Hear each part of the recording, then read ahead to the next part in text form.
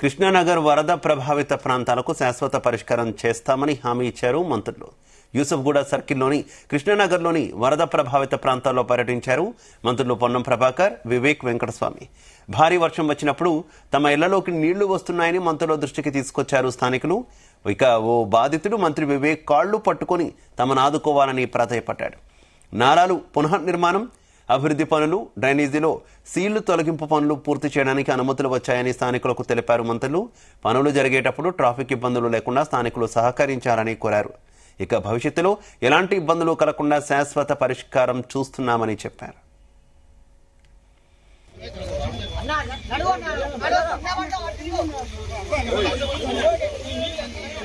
ఇబ్బంది నీళ్లు డ్రైనేజ్ నుంచి పొంగి పరులుతున్నటువంటి మాట వాస్తవం.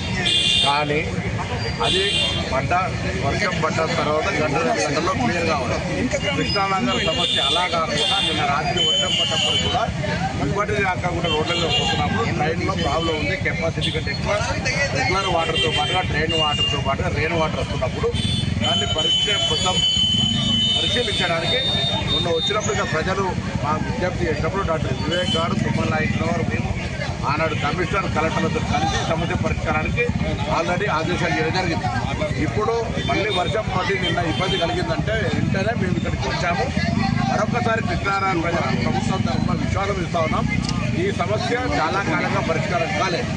అది డ్రైన్ సిల్ట్ అయిందా, డ్రైన్ ఎక్స్టెన్షన్ కావాలా, డ్రైన్ స్ట్రక్ అవుతుందా, ఏదైనా భవిష్యత్తులో ఈ సమస్య శాశ్వతంగా పరిష్కరించే చర్యలు తీసుకుంటాం.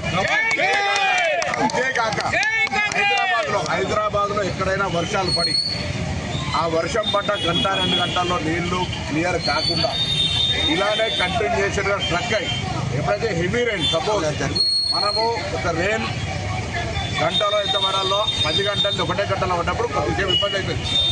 ఆ 10 గంటల్లో పడాల్సింది 1 గంటలో ఉన్నప్పుడు కొన్ని ట్రైన్స్ పొంగి పడుతాయి. కానీ అదే కంటిన్యూషన్ 24 గంటల తర్వాత కూడా ఉంటుందంటే ఇక్కడ సమస్య ఉన్నట్టు.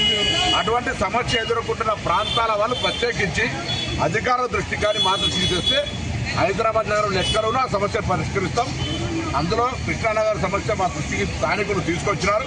ఈ విధంగా ఎక్కడైనా రెయిన్ తర్వాత కూడా 24 గంటల తర్వాత కూడా ఎక్కడైనా వాటర్ ఫ్లో అవుతుంది, ప్రజలకు ఇబ్బంది అవుతుందంటే ఆ సమస్యను త్వరగా పరిష్కారం చేయమని మున్సిపల్ అధికారులకు, హైడ్రా అధికారులకు, వాటర్ బోర్డు అధికారులకు, రెవెన్యూ అధికారులకు 4 ఆదేశాలు ఇస్తాం.